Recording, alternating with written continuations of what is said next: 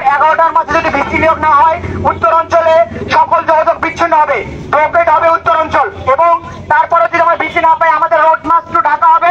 আমরা আমাদের কার্যক্রম শুরু করছি। শুরুতেই আমি কিছু বলার জন্য অনুরোধ করতেছি আমাদের বেগম রোকেয়া বিশ্ববিদ্যালয়ের ইংরেজি বিভাগের শিক্ষার্থী সাবিনাকে।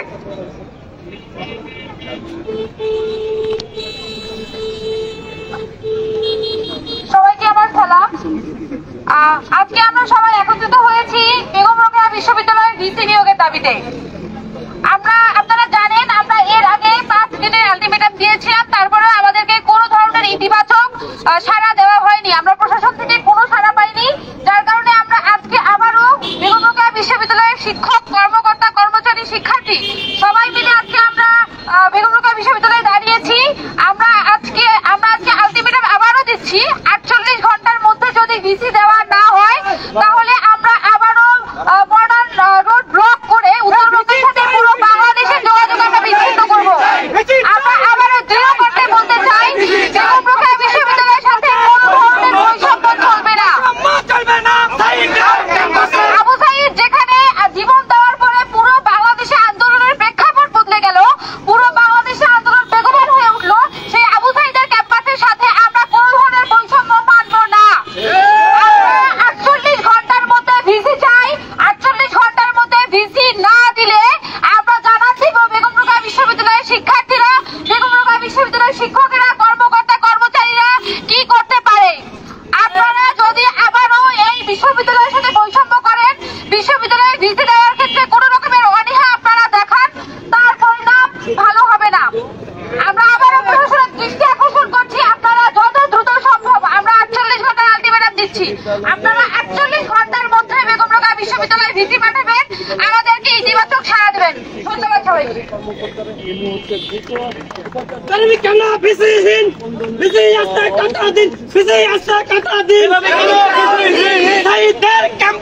বৈষম্য চলবে না,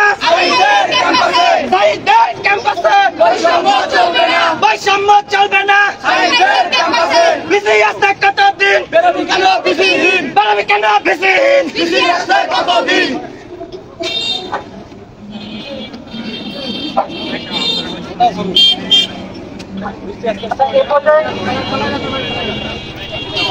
আচ্ছা, এ পর্যায়ে আমাদের সঙ্গে শিক্ষার্থীদের পক্ষে কিছু বলবেন স্বয়ং।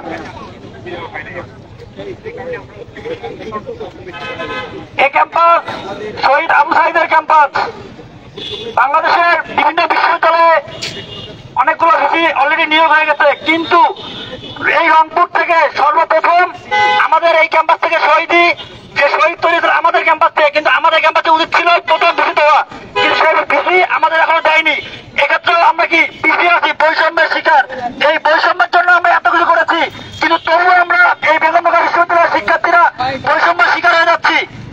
আমরা বলেছিলাম 5 দিনের মধ্যে যদি ভিসি দেওয়া না হয় আমরা আবারও মাঠে চলে আসবো। আমরা আবার মাঠে চলে আসছি। আমরা অলরেডি ঘোষণা দিয়েছি যে 2 দিনের মধ্যে কি আমরা 2 দিনের মধ্যে 48 ঘন্টা ভিসি লাগবে। যদি ভিসি আমাদেরকে দেওয়া না হয় আমরা আবার মাঠে কর্মরত অবস্থান করবো।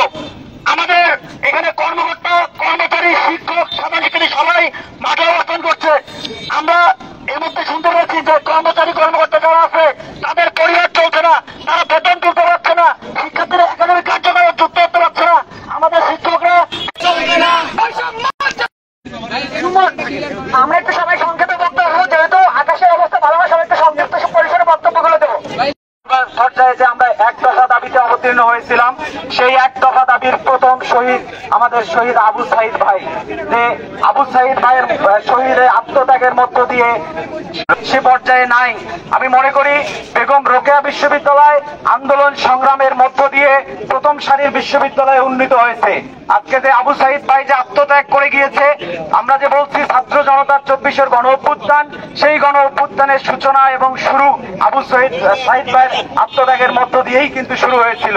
আজকে আমরা শিক্ষার্থী, আমাদের প্রথমতম কাজ এবং দায়িত্ব হচ্ছে আমরা পড়াশোনা করব, দেশ এবং জাতি গঠনে ভূমিকা রাখবো। কিন্তু আজকে আমাদের পড়াশোনার সে জায়গাটি স্থবির হয়ে পড়েছে।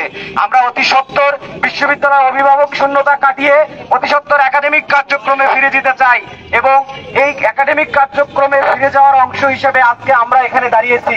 আমরা আসলে আর এভাবে দাঁড়াতে চাই না। আমরা অতি দ্রুত ক্লাসে ভরতে চাই, পরীক্ষায় অংশগ্রহণ করতে চাই এবং আমাদের মেধা মননশীলতার মধ্য দিয়ে আমরা একটি সুষ্ঠু সুন্দর বৈষম্যহীন রাষ্ট্র কাঠামোয় অংশগ্রহণ করতে চাই। আমরা আন্দোলন শুরু করেছিলাম মেধার ভিত্তিতে, সেই মেধা যেন কোনোভাবেই ভুলুণ্ঠিত না হয়, আমরা যেন এভাবে বসে থেকে ভোতা হয়ে না যাই, সেই দৃষ্টিটা আমরা রাখবো এবং এবং অতি সত্বর সংশ্লিষ্ট মহলের প্রতি অনুরোধ জানাবো দ্রুত অভিভাবক শূন্যতা কাটিয়ে বেগম রোকেয়া বিশ্ববিদ্যালয়ে ডিগ্রি নিয়োগ দেওয়া হোক। ধন্যবাদ।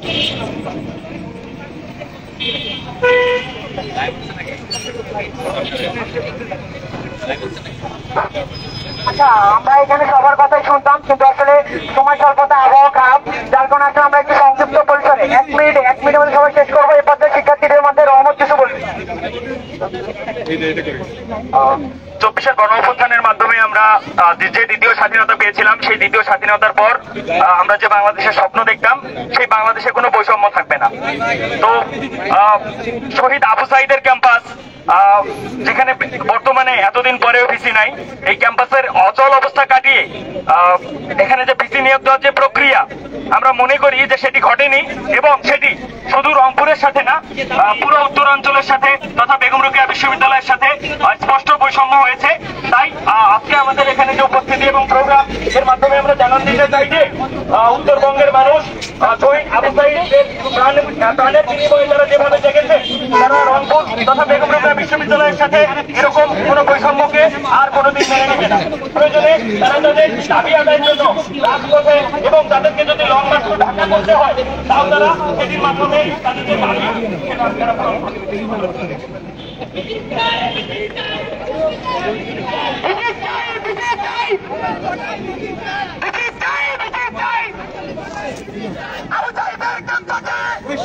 চলবে না।